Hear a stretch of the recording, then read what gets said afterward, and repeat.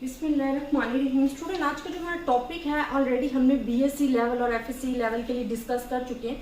Sampling techniques and sampling distribution हमारा chapter है। ये पंजाब टेक्स्ट बुक है जिसको मैं आपको पढ़ा रही हूँ और इसमें जितना आपका लिमिटेड कोर्स है मैं उतना ही समझाऊंगी, क्योंकि अगर आपने ब्रीफली एक्सप्लेनेशन देखनी है तो स्टूडेंट आपको जो बीएससी की प्लेलिस्ट दी गई है आप वहाँ जाकर देख सकते हो। अब हमारे पास टॉपिक है probability and non probability sampling. Probability sampling क्या है, नॉन प्रोबेबिलिटी सैम्पलिंग क्या है। सैम्पलिंग हमने डिस्कस किया था कि हमारे पास वो प्रोसेस है जिसमें हम सैंपल सेलेक्ट करते हैं। आपको पता है कि हम सैंपल कब सेलेक्ट करते हैं, जब हमारे पास जो पॉपुलेशन है वो बहुत ज़्यादा लार्ज हो, पॉपुलेशन बहुत ज़्यादा लार्ज हो, तो we are taking some units, हम सम यूनिट्स ले लेते हैं उस पॉपुलेशन में एंड वहाँ से हम क्या सिलेक्ट करते हैं, सैंपल सेलेक्ट करते हैं। और ये जो प्रोसेस होता है सैंपल सेलेक्ट करने का, इट्स कॉल्ड अ सैम्पलिंग। अब सैम्पलिंग को हम डिवाइड कर देते हैं। जब हम सैम्पलिंग कह रहे हैं ना तो सैम्पलिंग को हम डिवाइड कर देते हैं टू टाइप्स को। First is the probability sampling and second is the non probability sampling. अब ये तो आपको नेम से भी पता चल रहा है कि प्रोबेबिलिटी का वर्ड आए, इट्स मीन प्रोबेबिलिटी जो है वो इसमें इन्वॉल्व होगी। नॉन प्रोबेबिलिटी का वर्ड आए, इट्स मीन प्रोबेबिलिटी जो है वो इन्वॉल्व नहीं होगी। लेकिन इसको हमने एक्सप्लेन करना है एग्जाम्पल से।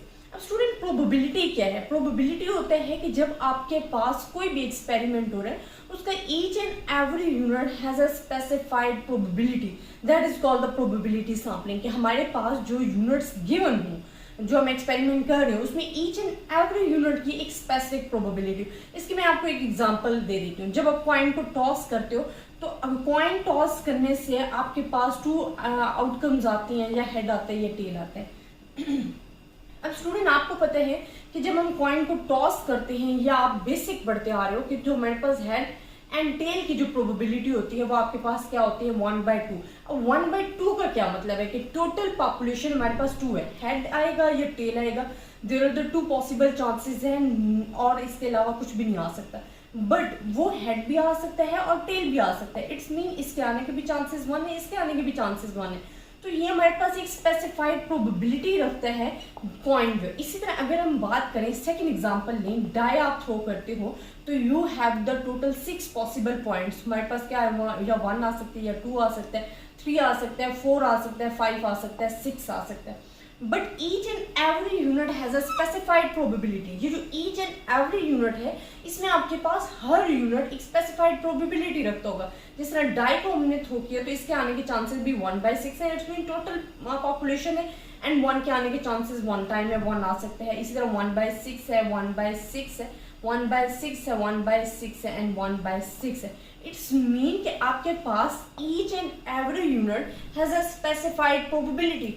तो हमारे पास जो प्रोबेबिलिटी सैम्पलिंग होता है उसकी आप डेफिनेशन कैसे एक्सप्लेन कर सकते हो कि आप probability sampling is a process in which sample is selected in such a way that every element of the population has non-zero probability of included in the sample। कि आपके पास each and every unit have a specified probability, this is called the probability sampling। ये आपके पास probability sampling है। और जब भी आपके पास paper में क्वेश्चन आता है स्टूडेंट, तो first define the definition, proper definition, and must give example, 2 and 3 example, then आपको मार्क्स मिलते हैं अच्छे। जब आप उसको, जहां आपको एक्सप्लेन करना है वहां आप एक्सप्लेनेशन भी दोगे, but definition and example, without example आपको मार्क्स नहीं मिलते।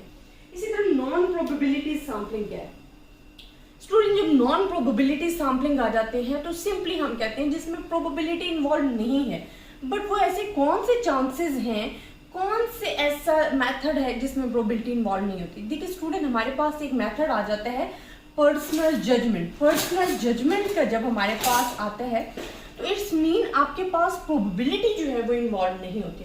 फॉर एग्जांपल, जब आप कुकिंग करते हो, आप फॉर एग्जांपल कुकिंग क्या कर रहे हो, राइस कर रहे हो, तो आप देखोगे कि जब आपने एज अ सैंपल लेना है तो आप अपना डिसीजन दोगे, स्पून एक लोगे, ठीक है, वो आप टेस्ट करोगे एंड उसकी बेस पे आप अपना डिसीजन दोगे। इसी तरह अगर हमारे पास वाटरमेलन है और उसका एक ट्रक है, ठीक है, हमने देखना है कि उसकी क्वालिटी कैसे है, तो हम ये नहीं कि सारे के सारे तरबूज काट के देखेंगे। We are taking some samples, हम उसमें से कुछ पॉइंट्स ले लेंगे and then giving our personal judgement ठीक है, in which probability is not involve. इसमें हमारे पास each and every unit has a not specified probability, we are giving the personal judgement, personal views, and वो हमारे पास क्या कहलाते हैं, नॉन प्रोबेबिलिटी सैम्पलिंग कहलाते हैं। तो नॉन प्रोबेबिलिटी सैम्पलिंग को हम डिफाइन कैसे करेंगे, हम कहेंगे a non probability sampling is a procedure in which we cannot assign to an element of population the probability of its being included in the sample. It's mean in which each and every unit has not a specified probability. We are giving our personal judgment, that is called the non-probability sampling. और हम इन पे influences बनाते हैं। इसी तरह मैं आपको बता दूं कि जिस तरह आजकल जो सीजन चल रहा है वीट का, कि वीट ग्रो हो रही है, तो उसमें हम क्या करते हैं कि अगर हमने वीट की क्वालिटी चेक करनी है तो वी आर नॉट टेकिंग या ओपिनियन देना है तो we are not examining each and every grains, ठीक है, हम उसके तमाम दाने नहीं लेंगे, but we are selecting some grains and also giving our opinions, तो हम अपना ओपिनियंस देंगे, तो that is called the non probability sampling. तो स्टूडेंट, आज का जो हमारा लेक्चर था मैं आपको बताना चाह रही थी कि probability and non probability sampling में what is the difference between them है, and also explain with examples, और आपने उसको एग्जाम्पल्स के साथ एक्सप्लेन करना है। आई होप स्टूडेंट आपको इस लेक्चर की समझ आई होगी। अगर आपको फिर भी किसी किस्म की कंफ्यूजन है आप मुझसे डिस्कस कर सकते हो। ये पंजाब बोर्ड की टेक्स्ट बुक्स है जिसका मैं लिमिटेड कोर्स जो है वो आपको इस साथ डिस्कस कर रही हूँ। इसमें जितना आपको गिवन है वही डिस्कस करूंगी, मैं ज़्यादा ब्रीफली एक्सप्लेन नहीं करूंगी, बिकॉज ऑलरेडी बीएससी लेवल के लिए जो डॉक्टर शाहिद कमाल एंड मिराजुद्दीन मिर्ज़ा की जो बुक है वो एफएससी के लिए, वो मैं ऑलरेडी आपके साथ डिस्कस कर चुकी हूँ।